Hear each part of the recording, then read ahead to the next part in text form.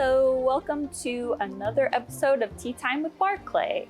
Today we are sitting with Polly from G.E.N.D.E.R magazine in Tulsa, and we are drinking Dreamweaver tea. Cheers. By Raven Nevermore. You can find this tea here at Mycelium Gallery. It is butterfly pea tea and nettle peppermint. It's very good for dreaming. It's very yummy. Yeah. And it's purple. How do you like this tea? It's really good. I enjoy it. Yeah. It's very subtle. I was going to say it's subtle. Yeah. Hopefully it gives us some good dreams. Yeah. Okay. Polly is organizing and curating the All Trans Art Show, which is on June 25th from 7 to 9. There will be some drag performers there, and we'll talk more about that. Polly, do you want to introduce yourself? Yeah, I'm Polly, and I run G.E.N.D.E.R magazine, and that's pretty much it. Okay. What else do I have to say? But what is G.E.N.D.E.R magazine, and G.E.N.D.E.R what is the mission? Yeah, so G.E.N.D.E.R magazine is an Oklahoma-based trans-led organization to uplift trans Oklahomans, and we're not a nonprofit yet, but we are working on that. And yeah, our mission is pretty much just to like normalize transness, and like G.E.N.D.E.R stands for Gender Expression Normalization Department and Emergency Relief. So we also help trans people who are in need, who reach out on our Instagram whenever we have the funds to do so. We usually get donations from like Flame Ferguson, for instance, who does like beautiful glass work and then donates the proceeds to us, and that's what we use to help people. That's awesome. Yeah. I feel like right now that's very much needed. Mm-hmm. I think the trans community needs to know that, I feel like a lot of people are scared, and I think that it's important to be seen. And so thanks for doing this. Yeah, of course. Are you the sole creator of G.E.N.D.E.R magazine, and how did you come about creating it? Yeah, I am the sole creator of G.E.N.D.E.R magazine. I created it the day that Taco voted to close down operations. And that closed down by one vote. And I was the only one that was active at the time. One of the only ones that was really active in the group.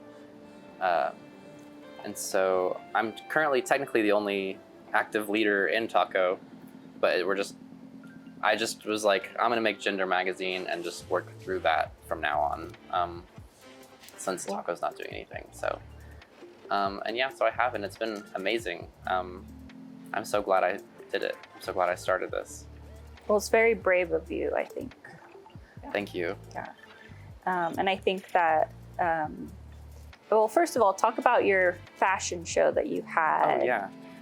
So we just had Oklahoma's first all-trans fashion show. It featured all-trans designers, all-trans models, and all-trans drag performers.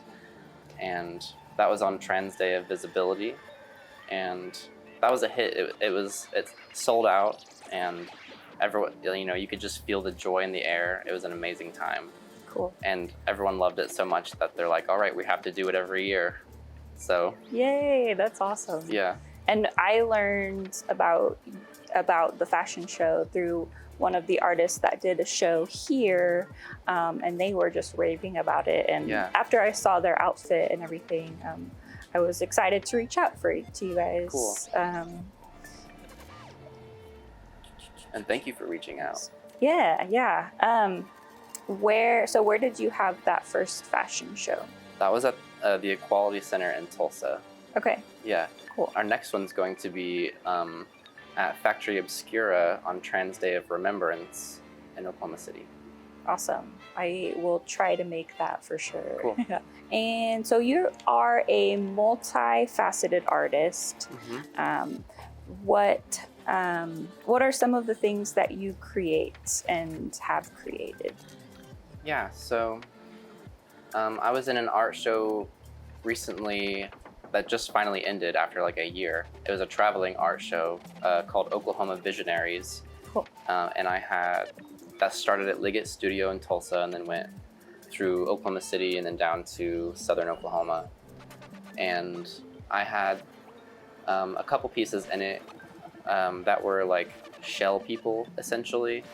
They're like really dramatic figures that I make out of shells. And there were shells collected by my mother in Florida. She lives here, but she was on vacation in Florida, and she just got a ton of shells. I was like, it blew my mind how many shells she got from the beach. Like, how did you do that? But she spent like the whole time she was there collecting shells. And when she got back, we had a birthday party for her, and we, did arts and crafts with the shells, and I made these shell people, and then, and they just kind of took off. So Nice. they made it in the gallery. And other than that, I do a lot of photography. I do video work, and I've shown movies at Circle Cinema in Tulsa. I make claymations. I make a lot of different things, and I make instruments. That's amazing. Is that something that you've been working on recently, or just kind of all the time? All the time. Okay. Yeah. Can you talk about one of the instruments that I think you brought one with you? I did bring an instrument with me. Cool. I brought my anti-harmonicas with me, and I've also invented the rotary harmonic tube zither, which I didn't bring. It's a lot bigger. But Okay. If you, we can do a demonstration after, or Yeah. we can do it now. Let's do it after. We Okay, can just clip it in. Yeah, that sounds good. So, demonstration here. Okay, one last time.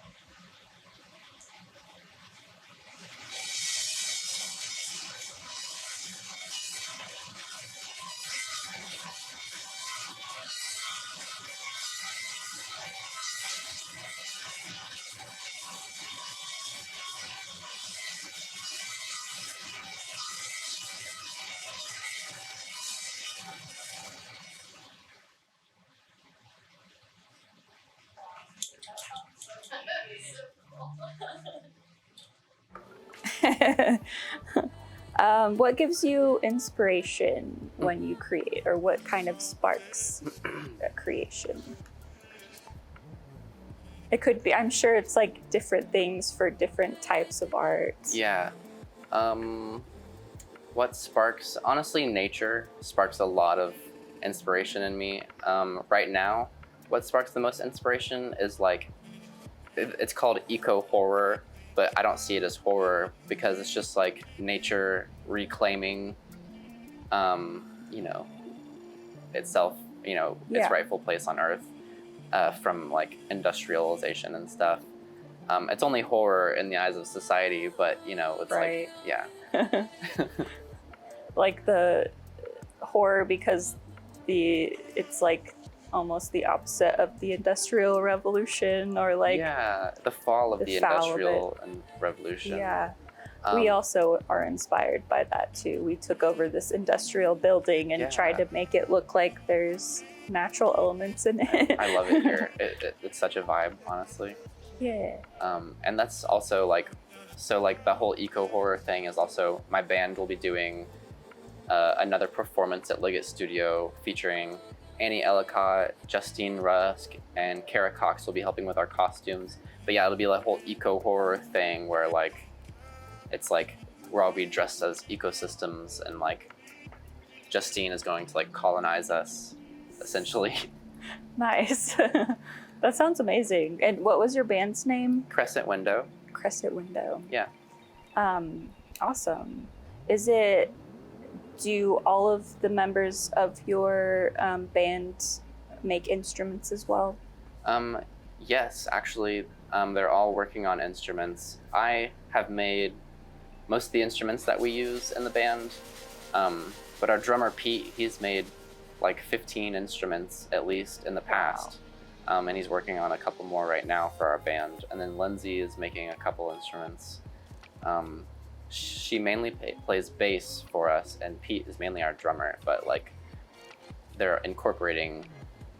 I only play DIY instruments, but they're incorporating their own DIY instruments too, and I just love that. It's so cool. Yeah. I didn't tell them to; they're just doing it. Awesome. Yeah. That sounds very like a very good creative group. Yeah. So I can imagine Blessed. it's very experimental sound. Yeah. It's very avant-garde, and I couldn't have picked a better drummer and bassist, honestly. Amazing. Yeah, they get it. They get the avant-garde style Yeah. really well. Cool. Yeah. Sometimes it's hard to find like the people that kind of vibe with your own creativity, or or even like have the drive to create. Right. Even. It is. Okay. Few and far between. Yeah. Do you have a date that you'll be playing with your band soon? July 17th or 18th. July 18th Cool. is our Liggett show. Awesome. In Tulsa or awesome. Yep. Okay. And then I like to go back to the beginning of an artist's life. So what do you remember, like what age you were maybe, or like what if you were like a certain project that you felt that you were an artist? Yeah, in second grade, actually, Cool. is when I began drawing and painting and writing poetry. I was winning awards for my poetry. Like I won the Reflections contest, first place in my school, and then second place in the district. Nice. And I loved drawing and painting, and I would draw and paint the same scene over and over and over and over and over again. Just because and it wasn't a real scene, it's just something I had in my mind. It was just like a nature scene with like a babbling brook and some pine trees and like a few birds. Nice. Yeah, I would just paint it all the time, and I was like, I'm gonna be an artist one day. And just That's great. yeah. And we are. And we are. Look at me now. Yes. That's amazing. I feel like, that like we get more recognition, it seems, when we're younger for our artistic expression. Yeah. And so I feel like now we're kind of like creating our own recognition for that, because I feel like it does help you keep going, Yeah, being like, people appreciating the fine details of what you're doing definitely makes it worth it. It's like, oh, someone noticed that, cool. Yeah. Even if they might not understand it or something, Yeah. Awesome. So how does gender play a role in your creativity, or does it play a role? It totally plays a role. My expression and my creativity is often in Oklahoma especially, often the only place I feel safe to express my femininity. It does, because it's all like, while it's like my identity and it's my creativity is my expression of my identity, it's also like a protest and like a resistance to a status quo. So it's like I want to dig into my identity even more, because it's like I feel like it's being repressed by the current political climate and society, and like the backwards politics of Oklahoma and wherever else. And so gender plays a role in that, because like Gender magazine is kind of like my way of being on the forefront of like opposition of like this mainstream, I guess, of like people trying to tell me who I am, but they have no idea. Yeah. And it's like, well, let me just show you with my art exactly who I am. Yeah. I feel like that's like an artist, or the art is the expression of the artist. And I feel like a lot of folks want to put people in boxes. Yeah. But we don't want to be in a box. Like no one really wants to be in a box. Yeah, I'm not box shaped. Right, yes. And so it's like, and I'm sure like art is also an exploration of yourself as well. Like, and so. Yeah, I have 70 albums of music. Wow, okay. So it's been a long exploration. Yeah, nice. And that's mainly because I didn't know about my autism or my transness or any of that for the longest time until like almost 2020. Wow, Yeah. Okay. Is it because there just wasn't like a conversation with that, or? I didn't, yeah, it was just, I never knew, you know, no one ever told me and I just never figured it out. I didn't have the resources, which is probably why I'm pursuing, you know, a psychology and therapy degree, because I didn't have the resources to understand myself for so long. So I created all of my own resources to like self-explore and like understand who I am, and like, like through my music and art and everything is how I came to understand that I have autism and that I'm trans, and like just really learn about who I am. That's amazing. Yeah. Yeah. We can definitely relate to like creating our own resources. Yeah, it's like, well, there's not a resource here, I'll create it. Exactly, you know? yeah. That's amazing. And where can people find you online or follow you? Yeah, so the instruments that I make are under Tree Nature. My singer-songwriter stuff, I make a lot of hyperpop lately. That's on Along Came Polly. Gender Magazine is just Gender Magazine. This is all on Instagram, by the way. Oops, I touched the mic. And what was it? Oh, Crescent Window. It's just all Instagram. Sweet. Yeah. I like Instagram too. That's the only one I have left. It's more simple, I feel like. Yeah. I deleted the TikTok last year, the Facebook last year. Okay. I'm still getting my Facebook settlement payments though, thankfully. Okay. Are there any other events that you want to plug, or anything else that you want to share with folks? Come to Mycelium Gallery for a drag show on our opening night of our trans art show. And then go to Factory Obscura in November for our fashion show, and then go to Liggett Studio for my band's crazy performance. Sweet. When is that? July 17th. So you heard it. Go to the All Trans Art Show on June 25th from 7 to 9.